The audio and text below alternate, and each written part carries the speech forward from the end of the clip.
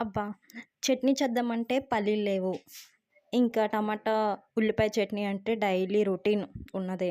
అందుకని ఏం చేద్దామా అని ఆలోచిస్తే ఫ్రిడ్జ్‌లో కరివేపాకుంది. సో, అందుకని చెప్పేసి నేనైతే కొన్ని గుప్పెడు మినపప్పు తీసుకొని దోరగా వేయించాను. వేయించి అయి తీసి పక్కన పెట్టి లైట్‌గా ఆయిల్ వేసి కొంచెం ఒక 2 ఉల్లిపాయలు, ఒక 2 పచ్చిమిర్చి, కొంచెం చింతపండు వేశాను. వేసి అది కొంచెం లైట్‌గా వేగుతుండగా కరివేపాకును కూడా వేసేయండి. వేస్తే మొత్తం అన్నీ కలిసి మగ్గుతాయి. మూత మాత్రం పెట్టండి. లేకపోతే కరివేపాకులో ఉన్న విటమిన్స్ అన్నీ పోతాయి. మీరైతే మీ టేస్ట్‌కి తగ్గట్టు పచ్చిమిర్చి గాని, ఎండుమిర్చి గాని ఎక్కువ వేసుకోండి. నేనైతే మా జేషు కోసం ఎప్పుడు కారం లిమిట్‌గానే వేస్తాను. ఎందుకంటే మా కోసమే కాదు మేము చూసుకునేది.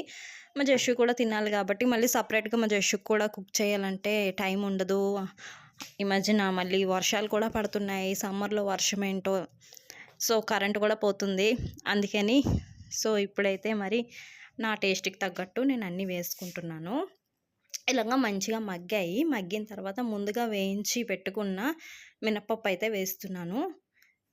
వేసి మంచిగా గ్రైండ్ చేసుకోండి మెత్తగా. గ్రైండ్ చేసుకున్న తర్వాత మంచిగా తడక పెట్టుకొని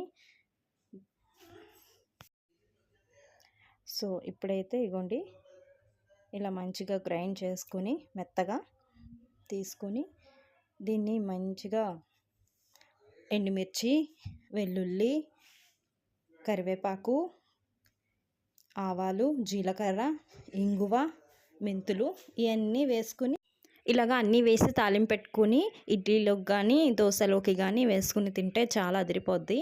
ఇంకా రైస్లో కూడా తినాలనుకుంటే మీరు కొంచెం మిర్చి అది ఎక్కువ ఎక్స్ట్రా వేసుకుని తినండి. ఇదండి మరి ఈ వీడియో కనుక మీకు నచ్చినట్టయితే please do like, share, comment and subscribe to my channel and click the bell icon.